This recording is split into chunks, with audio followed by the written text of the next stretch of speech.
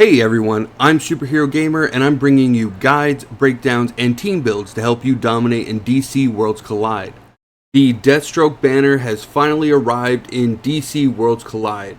He's one of DC's most iconic assassins, and in this game he comes locked and loaded to take out targets. But here's the real question, is he worth summoning or should you save your Super Encrypted Tokens for the next big banner? Stick around as I break down Deathstroke's full kit, his badge, his strengths and weaknesses, and how he stacks up against other top tier characters in this meta. But before we hop into the video, I'd appreciate it if you dropped a like, subscribed to the channel, and turned on notifications. It helps the channel grow and lets me know to keep putting out more guides like this. Now, today we're diving into Deathstroke. On paper, he's incredibly versatile, but there are some big caveats that you need to know before you start summoning. By the end of this video, you'll know exactly whether Deathstroke is a must-pull or a skip for your account. So the first thing I want to do is go into a kit breakdown. For his ultimate, for 2 turns, Deathstroke cycles through all 3 of his weapon attacks, gun, bomb, and sword. Each attack deals reduced damage at first, but the big kicker is that he follows them up with extra basic attacks every single time. At level 2, the decreased damage increases to 30% instead of 40%, so he'll be doing more damage. And at level 3, the energy cost drops to 1. This is massive because you can rotate his ultimate far more often without draining your team's entire energy pool. With energy efficiency and built-in extra attacks, his ultimate gives sustained DPS instead of one big nuke. Think of it like mini frenzy modes. For his basic attack, the gun does 85% damage baseline, and if the enemy has 50% HP, he gains an additional 35% bonus damage. This makes him an amazing opener, shredding high HP enemies before they have a chance to start scaling. His bomb hits 2 enemies at 60% attack each and applies bleed for 2 turns.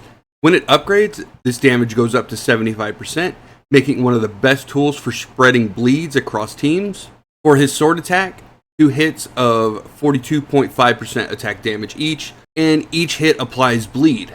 This is where his bleed synergy really kicks in because it both stacks dot damage and empowers his passive follow-up attacks. And for his passive 1, at the start of battle and after every ultimate, Deathstroke gains 30% action bar progress, and this will scale to 40% at higher levels. This means he almost always gets an early turn, and after every ultimate, he's quickly back into the fight. This makes him feel like he's consistently in motion, which is pretty rare in this game. His passive 2, at the end of his turn, Deathstroke has a 20% chance to trigger an additional basic attack. That chance is increased by 5% for every enemy inflicted with bleed. With 2 or 3 enemies bleeding, he's almost guaranteed an extra swing. This means with his sword and bomb attacks from his basic, which always apply bleed, he will become a self-synergizing machine. His passive 3, when there are 2 or fewer enemies, his damage gains 30% critical chance. This makes him a boss killer and a great closer in Arena. Since the enemy team is nearly wiped out, Deathstroke turns into a critical monster. Now let's go into his badge breakdown. At level 1, when using the gun, if the enemy has more than 50% HP, his damage bonus is increased by an additional 35%. That means he's deleting chunks of HP from bulky targets right out of the gate. At level 2, the sword gains 15% crit and 15% crit damage, and the bomb adds an extra stack of bleed. Suddenly he's not just stacking bleeds, he's stacking them twice as fast and critting harder when he does it. At level 3, he gets a huge spike in damage. The damage from the sword goes up by 20%. The gun goes up by 40%, and the bomb goes up by 40%. At this point, his numbers are going to be insane, and he becomes one of the hardest hitting DPS characters in the game. The big takeaway from this is without his badge, Deathstroke is versatile, but not mandatory. With his badge, he skyrockets into near meta status. For bleed focus comps, he can actually be the core carry of those teams. Now let's get into his strengths and weaknesses. For his strengths, he's going to be a very adaptable damage dealer.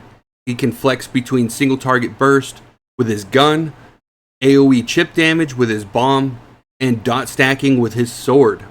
The badge scaling is amazing, one of the best badge power curves I've seen in this game. Each level dramatically boosts his performance. He has amazing bleed synergy. His own kit spreads bleed and then rewards him for it with extra attacks. He's going to have a super fast action bar speed. He's going to feel a lot faster than most DPS, which means more turns, more bleeds, and more chances to execute the enemy. He's also a very clutch finisher. His plus 30% crit passive makes him deadly against bosses and when cleaning up in arena matches. Now for his weaknesses. He's a bit squishy. He offers no self-sustain or defensive tools, so he relies heavily on tanks and supports. He's a very investment-heavy character. He's going to need his badge and higher skill levels to really shine along with the correct gear to match. A base Deathstroke feels good, but not great. The ultimate damage reduction is not great. There is a 40% damage cut that makes his early game ultimates underwhelming until you upgrade it. And he's not always a plug-and-play character. While he feels great to use and can single out a target while doing chip damage to another, he won't necessarily be your main DPS. He's more of a second DPS that will either support your main DPS or chip away at the enemy. Now, I'll be breaking down his teams in a future video, but for now, I'll give you a little idea on where to put him. He's going to work very, very well in bleed comps. He's going to be a big player in the debuff team, and he can even be slotted into the new Peacemaker team. Now you might be thinking, where's he going to work best? Well, Deathstroke shines in Arena, PvE boss fights, and long campaign battles, where his bleed damage and extra attacks can stack up over time. Now the real question I think you're all going to ask is, should you summon for him? Alright, so for free to play and low spenders, if you are going to summon or are still summoning on Peacemaker, I'd say skip until you're happy with your Peacemaker summons and then maybe think about it. If you are not going to summon for Peacemaker and already have an idea of where you are going to use him, then I'd say go for it. Also, it's good to note that you are going to need to commit to building his badge. At low investment, he's versatile, but won't carry you like some of the other characters in the game. For mid-spenders / whales, it's 100% worth it. With badge levels, Deathstroke turns into one of the most fun and high-ceiling DPS heroes in the game. If you're spending money anyway, why not add this crazy DPS to your roster? With my meta verdict for Deathstroke, with his badge, he's going to be a top tier as a bleed DPS and arena assassin. Without it, he's strong but not a must-have, so your decision comes down to resources and playstyle. Overall, Deathstroke is an assassin through and through, rewarding players who invest in his kit and badge with high bleed and critical damage. If you're saving for a future banner, he's a luxury pick, but if you love the character, are building a bleed comp, or want to use him as a boss killer, he's absolutely worth it to summon. Now, I want to hear from you guys. Are you going to be summoning for Deathstroke? What teams are you guys thinking about running with him? Or are you going to be saving for the next banner? Drop a comment below and let me know. Don't forget to like the video and subscribe for more DC Worlds Collide guides and summon breakdowns. I'm Superhero Gamer, and I'll see you in the next one. I know you told your friend you're not okay, and tell me what's wrong and why you never said you felt that way. And guess you're trying to stay strong and fake a smile until I look away. But I've known you too long, it hurts to watch your blue eyes fade to gray as you fade away, as you fade away.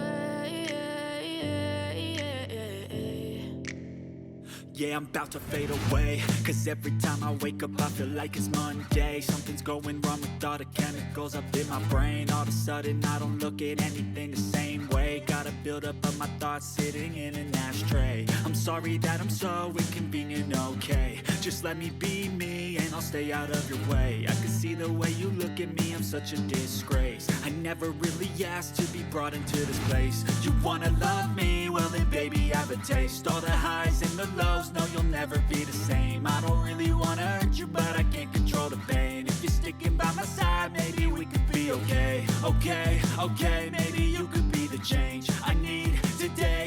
promise that I've never felt this way. I really hope that you will choose to stay through all the pain. I know you told your friend you're not okay, and tell me what's wrong and why you never said you felt that way. Guess you're trying to stay strong and fake a smile until I look away. But I've known you too long, it hurts to watch your blue eyes fade to gray as you fade away.